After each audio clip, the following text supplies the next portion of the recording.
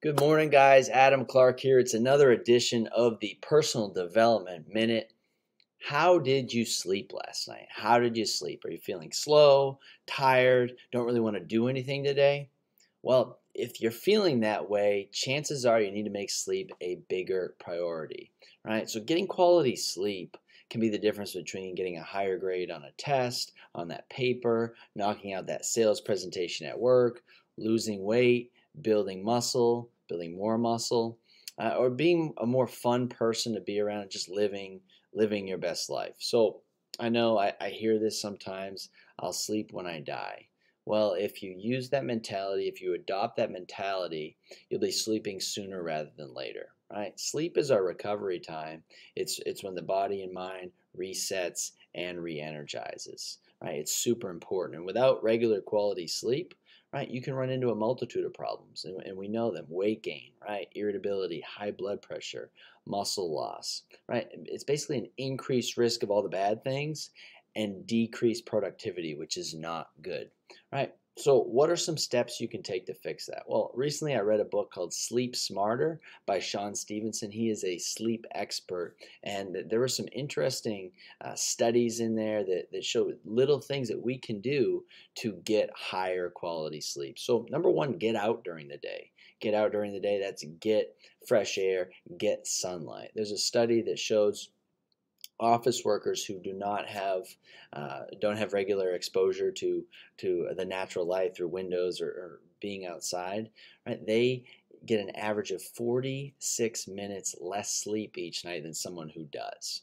right? Number two, make your room a sleep environment. Make it a sanctuary. So cut out the electronics, the TVs, the phones, the iPads, all those electronics, right? Because we're going to use them.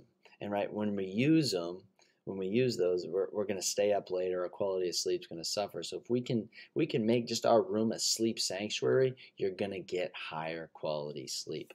Number three, big one, probably the most challenging thing for people: cut out that caffeine earlier in the day, hopefully by noontime, right? Kind of depending on when you go to bed, but caffeine has a half-life of around 5 to 8 hours.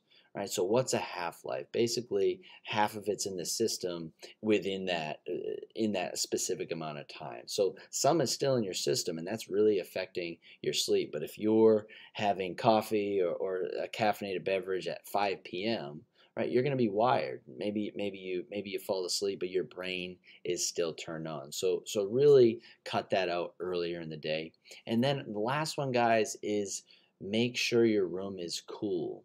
Right, make sure your room is cool. I know when it's humid, when it's hot, you're probably tossing and turning, not really getting great quality sleep. Our bodies crave the optimal temperature in your room is between 60 and 68 degrees Fahrenheit. So make that happen. You will get better sleep.